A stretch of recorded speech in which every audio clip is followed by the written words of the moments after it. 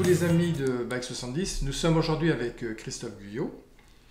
J'allais dire que tout le monde le connaît, mais comme certains de nos auditeurs sont restés bloqués dans les années 70, je tiens à préciser que Christophe Guyot est un ancien pilote de vitesse,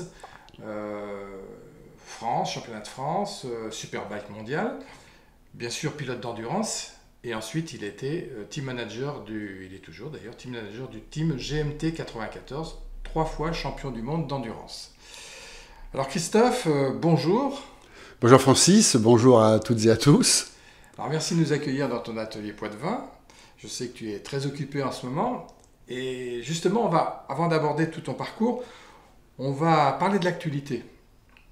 L'actualité, c'est une nouvelle qui est tombée au mois de juillet, avant Suzuka, où tu as annoncé, enfin le team a annoncé l'arrêt de l'endurance, enfin du championnat du monde d'endurance pour te consacrer au championnat du monde super sport. Alors ça, quand on regarde les réseaux sociaux, les réactions, ça a surpris beaucoup de gens, ça a déçu même des gens. Et puis moi qui te connais bien depuis longtemps, je me suis dit, bah non, ça ne me surprend pas. Et Christophe est fait pour la vitesse. Et puis même, je me suis posé la question, pourquoi pas avant, comme certains qui te connaissent. Et donc j'aimerais que tu nous dises, moi je sais que la vitesse c'est ancré dans vos gènes, c'est une grosse part d'ADN du GMT 94 et de Christophe, mais j'aimerais que tu l'expliques aux gens, pourquoi la vitesse et pourquoi pas avant, finalement. Bon, en effet, Francis, la vitesse c'est mon truc, mais je pense que c'est le truc de tous les pilotes d'endurance. Alors l'endurance, j'adore ça, j'aime ça, merci. Parce que ça nous a permis d'écrire, de vivre des moments magnifiques. Mais c'est vrai qu'en 30 ans de course, ça a été 30 ans de vitesse. Et si l'endurance a pris le dessus, parce que c'est là qu'on a le mieux réussi, il y a toujours le petit truc que réussir en championnat du monde de vitesse, c'est quand même mon objectif depuis le début. D'accord. Mais c'est l'objectif et... Toi, on va le voir dans ton parcours, ça a été vraiment par là que tu as commencé. Et puis il y a eu des périodes où on a cru que ça allait basculer, ça n'a pas basculé. On le verra tout à l'heure pourquoi. Donc la vitesse, championnat du monde super sport, pourquoi le super sport? Peut-être une histoire de règlement Voilà. Absolument. C'est vrai que vous savez que maintenant, il y a 3 championnats du monde sur des courses sur route, comme on dit. Vous avez les MotoGP, le Superbike et l'endurance. Il y avait 3 promoteurs. L'endurance, c'est assez récent avec Eurosport Events, sinon c'était la fédération internationale qui le gérait. Et puis vous aviez le groupe Flamini, après qui a dérivé dans plusieurs noms, et Dorna. Dorna maintenant a récupéré aussi le Superbike. Il n'y a plus que ce promoteur-là pour la vitesse mondiale. Et du coup, les intérêts ont été différents. Et plutôt qu'il y ait une concurrence entre le Superbike et le MotoGP, maintenant il y a un vrai intérêt de Dorna pour le Superbike Supersport, pour recréer une dynamique, retrouver des pilotes jeunes qui vont pouvoir enrichir le plateau mondial de MotoGP de demain. Et là, dès que Dorna a annoncé cette nouvelle vision des choses, on est en 2015, 2016, ça commence à bouger, et le règlement Supersport change, beaucoup plus strict en termes d'électronique, beaucoup plus strict en termes de châssis. Là, je me suis dit, c'est pour nous. C'est l'opportunité de revenir pour affronter, pour dire qu'on peut être champion du monde un jour de vitesse. Cette catégorie-là, elle existe, mine de rien, aussi un peu en Moto 2, mais là, c'est une autre histoire. Dorna a construit en Moto 3, Moto 2, MotoGP, maintenant, des règlements qui permettent aux pilotes les plus talentueux d'éclore et de montrer que ce sont les meilleurs. La technologie prend un petit peu moins, le pas sur le talent du pilote. Et c'est ce qui est en train de se produire en Superbike, Supersport. Ce n'est pas encore le cas en Superbike, il y a encore des règlements à revoir. Ils le savent très bien chez Dorna. On ne peut pas non plus modifier tout comme ça en arrivant. Vous avez des usines qui ont investi. On ne va pas leur dire demain, ça, on n'utilise plus, il faut du temps. Mais il y a une vraie volonté d'homogénéiser le niveau technique des machines dans la catégorie. Ouais. Alors, cette rupture entraîne bon, des conséquences bien sûr d'organisation et des conséquences humaines, puisque tu avais quand même 3 pilotes. Les 3 pilotes sont repartis ailleurs, mais comment ont-ils accueilli la nouvelle? Bon, déjà, il le savait depuis longtemps. David, il le sait depuis qu'il est arrivé chez nous. Il le sait puisque deuxième saison chez nous en 2004, il est champion du monde. Et l'année d'après, nous avons arrêté l'endurance, le championnat du monde d'endurance. C'est simplement le bol et le Mans que nous avions conservé. Donc David savait, en arrivant, il a du haut de ses 22 ans en 2003, David, moi on ne peut pas aller en vitesse tant qu'on n'est pas champion du monde d'endurance. On doit d'abord aller au bout des choses. Et puis on a tellement écrit, dit que c'était possible, qu'on pouvait le faire, qu'on doit d'abord être champion du monde. Ça prendra le temps que ça prendra, mais quand on le sera, on ira en vitesse. Et nous l'avons fait. Donc David ne pouvait pas être surpris. 2004. Ben oui, parce qu'après, alors c'est une autre histoire, on y est allé, on a fait 5 saisons comme ça, et puis ça s'est mal passé à la dernière, en 2009, on a fait de très mauvais résultats, et on est reparti en mondial d'endurance. Mais David savait très bien que quand on est reparti en mondial d'endurance, c'était pour rebondir plus tard. Lui ne pouvait pas être surpris, il est forcément déçu, il aurait tellement envie de continuer avec nous, c'est une histoire tellement... unique, mais en même temps, comme je le lui ai dit, tu sais, le problème c'est que j'aurais bien aimé aller au bout de ta carrière maintenant, mais t'arrêteras jamais. Après, pour ce qui est de Nicolo et de Mike, Mike le savait en arrivant, puisque le projet Supersport a débuté avec Mike Di Miglio, c'était donc avec des projets de vitesse derrière, donc il savait très bien ce qu'on avait derrière la tête. Et Nicolo Canepa le savait mais ne voulait pas y croire. Il le savait parce que l'an dernier il était sollicité par d'autres marques, et avec des budgets bien plus importants que chez nous, avec des conditions royales. Et là, je lui ai dit à ce moment-là, tu sais, fais bien ton choix, parce que peut-être que ce sera la dernière année. Nous partons au Supersport l'an prochain, nous sommes champions du monde, et je pars pour la vitesse. Et je lui ai dit, je ne peux pas te garantir qu'on va rester. C'était son choix que de décider de rester malgré tout en 2018 avec nous. C'était assez incroyable comme choix pour Nicolo Canepa. Alors après, pour être honnête et dire les choses, les 3 donc, étaient au courant, mais quand ils l'ont appris, vraiment, en avril, ça a été un choc. C'est vrai que j'étais très surpris de la réaction parce que les 3 m'ont dit, chacun avec des mots différents, je tombe de l'arbre. Alors, il faut que je leur explique, mais quand même. Mais c'est parce que je... Et c'est vrai que cette réaction-là, elle a été assez courante, y compris au niveau de mes proches, qui connaissent, comme toi, cette volonté d'aller vers un nouveau projet, un nouveau défi, toujours renouveler, se remettre en danger, l'adrénaline. Et malgré ça, on ne voulait pas y croire. Ah oui. C'est assez drôle. Ouais. Mais la grande satisfaction que j'ai, et je me sens vraiment à l'aise, et vis-à-vis de David, de Nicolo et de Mike, les 3 rebondissent sur une top moto. Les 3 peuvent gagner le bol d'or. Enfin, pas ensemble, oui. Mais on peut imaginer un podium avec les 3. Ça peut être sympa. Et l'un des 3 pilotes, pour moi, devrait gagner le bol d'or. Et ce sera une satisfaction immense, parce que nous restons une écurie un peu différente. Là, ils sont vraiment, vraiment sur des machines d'usine officielles. C'est un beau parcours pour eux aussi. Donc pour ceux qui n'auraient pas suivi l'actualité, on rappelle que David est parti chez Kawasaki. Mike est parti chez Honda. Et puis Nicolo est parti chez Yamaha. Donc finalement, il reste dans la famille Yamaha, au Yart.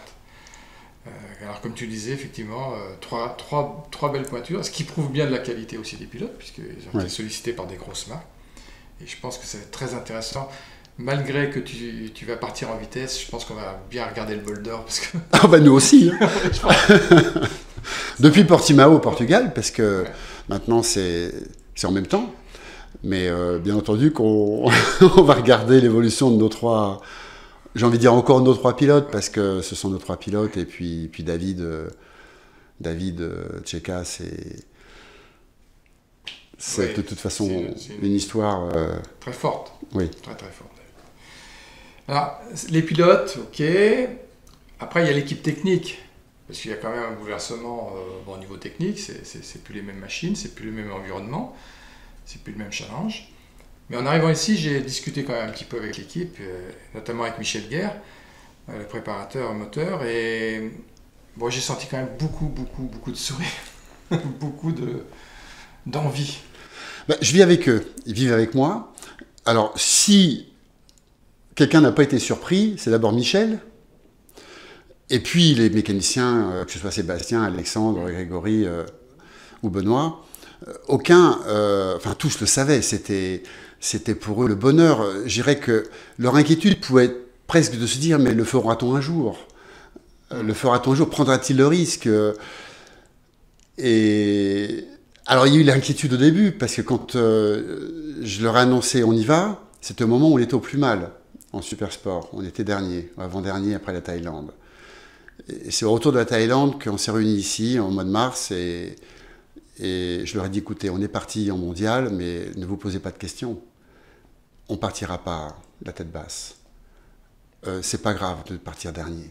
C'est pas grave que ce soit difficile. On voyait ça moins compliqué, mais on va aller au bout. Et sachez que l'an prochain, ce sera à fond pour le mondial de vitesse. Et c'était un soulagement pour eux. Parce que la frustration de début de saison où on est loin, on est dernier en Australie, ou presque, je pense qu'il y avait une grosse déception. Et puis de gros doutes. Que va-t-on faire ? Et de prendre la décision dès le début, au moment où ça allait mal, a été déclencheur pour eux d'un enthousiasme formidable, et pour s'investir aux 24 heures du Mans qui allaient suivre, et pour croire au projet Supersport, s'y donner, parce que pour eux c'était dur de faire les deux championnats, tout était en concordance de date.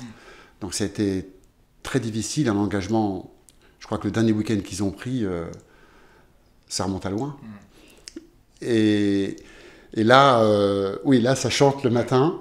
Ils viennent partir au Portugal, après Manicourt en France le 30 septembre, et puis l'Argentine, le Qatar, ils sont heureux. Ouais, je pense qu'ils sont très heureux.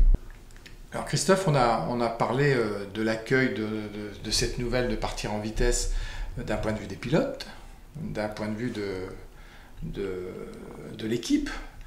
Et puis, bien sûr, il a fallu aussi l'expliquer à tes partenaires, dont le principal est quand même Yamaha. Comment ça s'est passé ? Avec Yamaha, c'est une relation comme avec les autres partenaires, mais elle est vraiment exceptionnelle. D'abord, Yamaha, c'est Eric de Seine. Avant Eric de Seine, c'était Jean-Claude Olivier. Jean-Claude Olivier avait déjà accueilli, avec beaucoup de respect, avec Alexandre Kowalski, qui était celui qui me suivait toutes ces années avec Jean-Claude Olivier. Ils ont toujours respecté l'engagement sportif. Il n'y a jamais eu de questions qui sont posées. Et quand j'ai stoppé le championnat du monde en 2004, pour dire à Jean-Claude Olivier, voilà, j'ai envie d'aller en Superbike, en Supersport, il n'y avait pas de questions. Éric de Seine, c'était encore plus évident, puisque quand on s'est rencontrés, c'était en 2005. Quand je l'ai rencontré, il n'était pas du tout chez Yamaha à ce moment-là. Il était patron d'une grosse organisation d'événements, dont le Salon de la Moto, le Mototour, etc. Et je suis allé le voir comme conseiller pour préparer une course de vitesse, la finale du championnat de France à Albi. Et donc là, il m'a conseillé, donc on s'est connus comme ça. Et quand il était arrivé chez Yamaha, tout de suite, il a repris le dossier, il a fait partie de ces patrons, j'ai trouvé assez rares, qui ne cherchent pas à faire mieux que le précédent en arrivant, en disant je vais transformer ci, je vais transformer ça, mais aller vraiment à chercher une continuité, quitte après à mettre son identité, le faire différemment, mais dans un premier temps, on va dans la continuité, et c'est ce qu'il a fait, donc merci à lui. Mais en même temps, il savait très bien qu'il y avait quelque part là-dedans l'idée de revenir en vitesse. Il le sait depuis le début.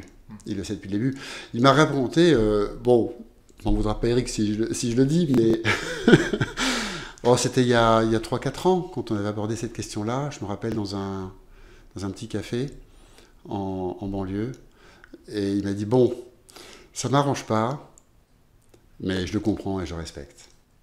D'accord. Et tu peux compter sur moi.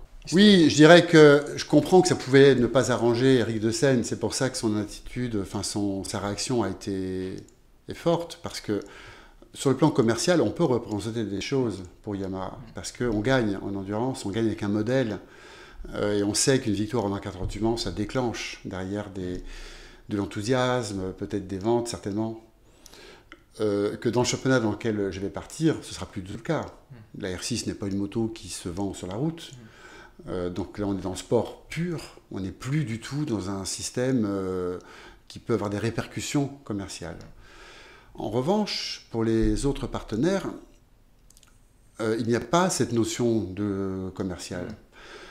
Donc que ce soit le championnat de vitesse, d'endurance ou autre chose, ce qui est important, c'est que va-t-on apporter aux gens, que va-t-on apporter aux jeunes, que va-t-on apporter aux autres. Si c'est via la course moto, c'est super. Si c'est via autre chose, c'est bien aussi. Je suis intimement persuadé que la Mutuelle des motards ou le 94 nous suivraient sur n'importe quel type de projet, dès lors qu'ils sont là pour permettre à des gens de s'inspirer, de vivre leur vie, de comprendre que rien n'était réalisable, dès lors que le projet a du sens et qu'il sert à tous. Il n'y a pas de question de savoir si c'est de l'endurance ou de la vitesse. D'accord. Ouais, c'est important. Alors, tu parlais de ce début de saison. Tu t'es posé des questions, vous êtes posé des questions, parce que les résultats n'étaient pas là. Donc, je pense que vous avez imaginé des problèmes techniques de moto, puis imaginé aussi des problèmes de pilote. Donc, c'est Mike qui avait commencé la saison. Là, c'est pareil, c'est une décision difficile à prendre, parce que dire à un pilote, ça ne colle pas, tu changes de nouveau pilote, après tu changes de pilote, tu prends un jeune. Comment ça s'est passé aussi, cette partie difficile ? Alors déjà, c'était extrêmement difficile, parce qu'il y avait deux choses dont on ne pouvait pas douter. On ne peut pas douter sur le plan technique d'un tel écart. Parce que 2 secondes et demie, 3 secondes, ça ne pouvait pas être le moteur, ça ne pouvait pas être la moto elle-même. Aussi loin, et alors le pilote, champion du monde de Grand Prix, Mike Di Meglio, vainqueur avec nous de plein de courses, le Bol d'Or, les 24 heures du Mans, enfin je connais sa vitesse. Là, c'était quand même très bizarre, le début de saison. Et sur le plan technique, bien sûr qu'il y avait des choses à résoudre. En termes de réglage, on en est encore là. Bien sûr qu'on ne va pas là, déballer tous les problèmes, mais c'était quand même vraiment loin. On n'a évidemment pas décidé d'arrêter la R6, ni Mike Di Meglio. Bon, Mike a décidé d'arrêter. Il s'est dit, non mais là, on arrête. Enfin, j'ai dit, bah nous, on n'arrêtera pas. Mais pour lui, c'était trop dur à vivre, je pense. Trop compliqué.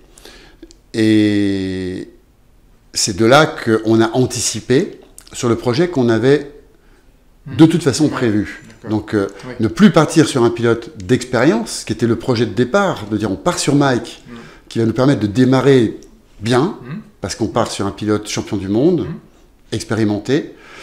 Et on pensait vraiment être bien au début. Alors, peut-être pas gagner, mais je dirais, si je veux être honnête, je nous voyais bien 5, 6 dans ces eaux-là. Et on s'est retrouvé 25, 30. Donc, oui, ça a été un moment difficile.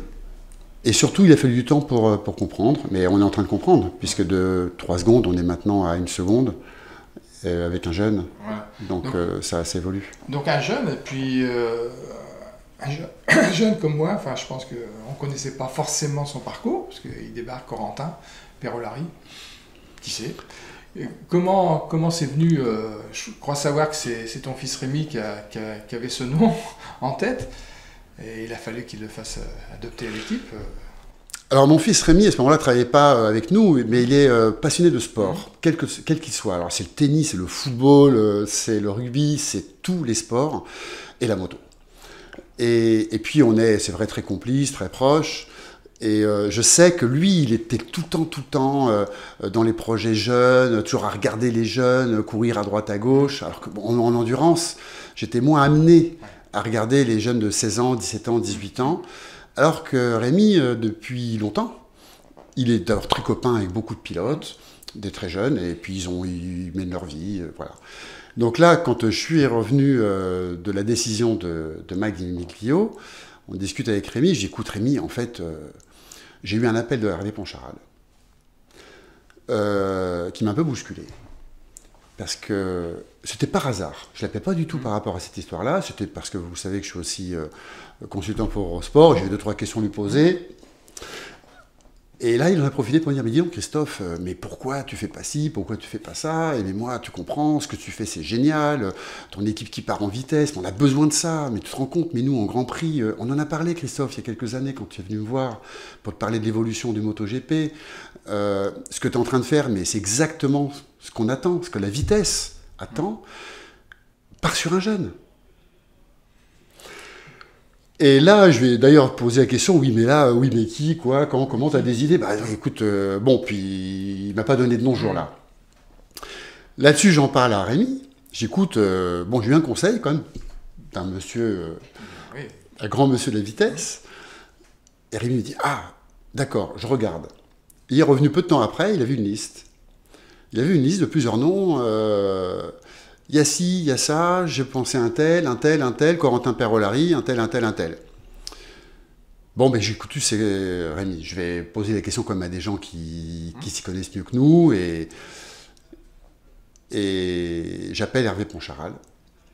J'écoute Hervé, je t'embête 5 minutes, je vais te donner une liste, dis-moi si tu penses qu'il y a quelqu'un de bien dans ces jeunes que tu connais, peut-être. Et là, je récite ma liste, et il s'arrête, il fait Corentin Perolari. Il me dit, si je n'avais pas eu Rémi Gardner, c'est vrai qu'il m'intéressait énormément. Et il me dit, tu sais, il a été formé aussi par Laurent Fellon, et puis après par Adrien Morias. Pose la question à Adrien quand même, ça serait toujours intéressant, pourquoi pas Laurent? Donc j'ai appelé Adrien Morias, qui tout de suite m'a dit, Christophe, fonce. Alors il m'a expliqué beaucoup de choses sur comment l'aider, comment lui permettre de progresser, les points faibles, les points forts. Voilà comment ça a démarré. Oui, donc il a vraiment... Bon, il a démarré sur une 16e place, je crois, au départ. Mais finalement, tout le monde s'est dit 16e par rapport aux courses d'avance. C'était bien pour un jeune. Donc, ouais. Le jeune plus cette place, déjà, tout le monde s'est... C'est une drôle de course qui était un peu à l'image de ce qu'il est. C'était, très sincèrement, le week-end de course, je ne comprenais pas le choix de Rémi. Puis après, validé par Hervé Poncharal et Adrien. Je ne comprenais pas parce que je ne voyais pas trop la performance, beaucoup douté, pas trop en confiance, peur, et pas très... Puis en performance, pas terrible. Hein. On était loin sur la grille, je crois qu'on était 25 ou 26. La course...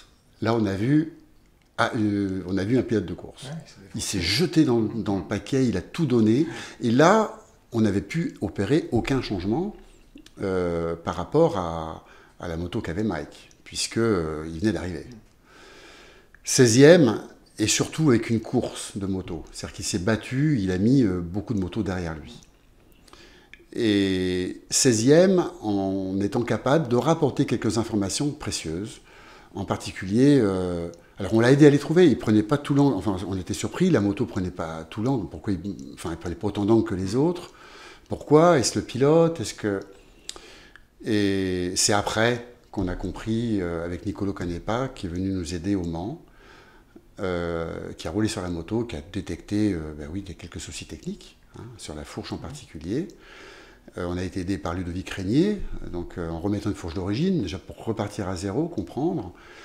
Et on a fait une grosse évolution après. Oui ça... donc avec des points marqués après, donc ça c'est super. Donc Corentin, finalement, un bon choix. Puis en plus, comme tu disais, le choix de Corentin, un jeune, c'est vraiment ce que tu veux faire. Alors c'était le projet qu'on aurait dû lancer l'année suivante. L'année suivante, on avait prévu de conserver bien entendu un Mike Di Miglio ou un pilote de calibre pour avoir une locomotive. Et de toute façon, d'intégrer un jeune. C'était une évidence. On a dû anticiper et le faire sans locomotive. Mais il se trouve que ça fonctionne vraiment bien. Ça ne peut pas se faire en 5 minutes. Déjà, on était encore investi jusqu'à fin juillet sur l'endurance. Ça, Corentin le savait. On n'a pas pu travailler sur la moto. On a détecté des petites choses, on a fait des choses, mais ça n'a pas pu être un investissement massif comme on a pu le faire là tout le mois d'août. Et c'est valable aussi pour Mac Di Miglio. À sa décharge, c'est vrai qu'on croyait ça facile, lui comme nous, et on n'a quand même pas beaucoup roulé, voire pas. On n'a fait que 2 jours d'essai à Portimao avant la saison. C'était très insuffisant. On aurait certainement découvert les petites choses qu'il fallait mettre au point, qu'il fallait recaler, qu'il fallait comprendre. On est dans un monde de la vitesse qui est dur. On doit trouver tout seul. Hein. Ce sont que des concurrents. Donc on n'est pas dans le système où on va voir le copain, mais qu'est-ce que tu fais, chacun garde ses trucs. C'est normal. Donc c'est à nous de trouver, même si on ne voyait pas la marche très importante, elle l'est. Elle l'est parce qu'en vitesse, les écarts sont très faibles et qu'en 3 dixièmes, vous pouvez mettre 5 motos. Oui.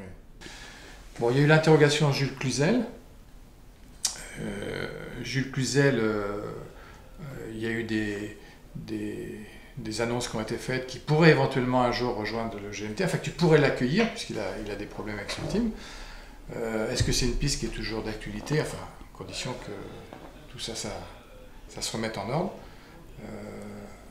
Et le GMT était prêt à accueillir Jules un jour.